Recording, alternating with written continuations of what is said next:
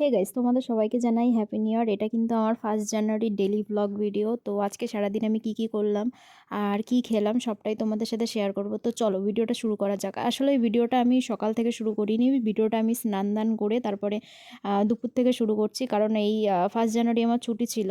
তার জন্য কিন্তু আমি একটু লেট উঠেছি। তো উঠে স্নান টান করে ফ্রেশ হয়ে নিয়েছি। তারপরে এই যে ক্রিম, আর এটা হচ্ছে আমার একটা লিপ বাম, এটা আমি সবসময় ইউজ করি। তো এগুলো সব ইউজ করে ক্রিম টিম মেখে নিয়েছিলাম। যেহেতু আজকের দিনটা ছুটি ছিল তাই অনেকটাই কিন্তু দেরিতে উঠেছিলাম, প্রায় ওই 11টার দিকে। এত দেরিতে আমি উঠি না, কিন্তু আজকের দিনটাই উঠেছিলাম যেহেতু ছুটি ছিল। তো তারপর কিন্তু একদম ফ্রেশ হয়ে স্নান করে ঘরের কাজ টাজ করে তারপর ভাবলাম ভিডিওটা শুরু করা যাক। তো তারপর কিন্তু আমি ক্রিম মেখে নিচ্ছিলাম। তারপর এগুলো হয়ে যাওয়ার পরে আমি কিন্তু ছাদে চলে গেছিলাম। আজকে কিন্তু আমি কোনো রান্না বান্নাই করিনি। আজকে ব্যাপারটা হচ্ছে আমার মা বাড়ি নেই, মা গেছিলো মামা বাড়ি। আমি ছিলাম একা বাড়ি। তো একার জন্য আর তেমন কিছু রান্না করতে ইচ্ছা করছিল না, তাই এর জন্য কিন্তু এই যে রোদে গিয়ে বসেছিলাম। কিন্তু ভেবে রেখেছিলাম যে যদি খিদে পায় তাহলে পরে ম্যাগি এনে খাবো। তো তারপরে কিন্তু আমি বসেছিলাম অনেকক্ষণ, প্রায় এখন মনে হয় 5টা মতো বাজে। তখন আমার মনে হলো যে কিছু খেতে হবে, তাই আমি কিন্তু দোকানে চলে গেছিলাম। দোকানে গিয়ে আমি ম্যাগি নিয়ে এসেছিলাম। আর ম্যাগি নিয়ে এসে দেখলাম এই দেখো সামনে এই যে বাচ্চাটা দৌড়ে যাচ্ছে, ও কিন্তু খুবই কিউট। তারপর কিন্তু আমি ঘরে চলে এসেছিলাম।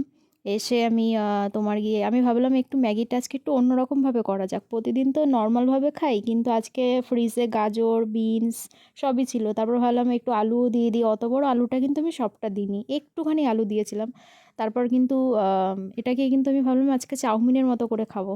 তার জন্য কিন্তু এই যে প্রথমে ম্যাগিটা সিদ্ধ করে নিচ্ছিলাম। ম্যাগিটা সিদ্ধ করে নেওয়া হয়ে গেলে তারপর এটার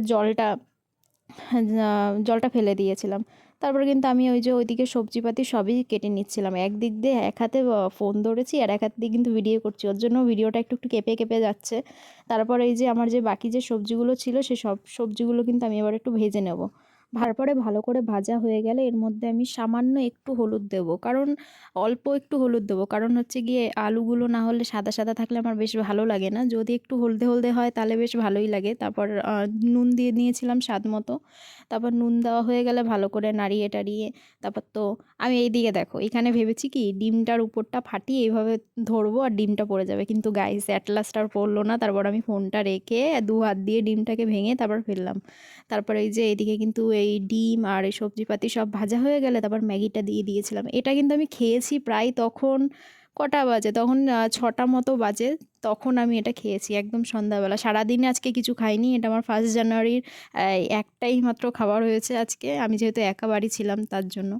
তাই আমি কিন্তু সারাদিন পরে ওই 6টার দিকে এরকম ম্যাগি করে খেয়েছিলাম। খুবই কিন্তু টেস্টি লাগছিল, কারণ হচ্ছে আমি যেহেতু খাইনি কিছু, আমার খুবই খিদে পেয়েছিল, ভালো লেগেছিল, খুবই ভালো লেগেছিল। আর নিজের হাতের রান্না তো সবসময় ভালো লাগে। আর এদিকে দেখো আর এতগুলো বাসন হয়েছে, তা ভাবছি এগুলো একবারে ধুয়েই রাখবো। তো সব কটা কিন্তু ধুয়ে নিয়ে এসেছিলাম। ধুয়ে নিয়ে তারপর মানে কম্বলের তলায় বসে আস্তে আস্তে বসে বসে ম্যাগিটা খাবো ঠিক করেছিলাম।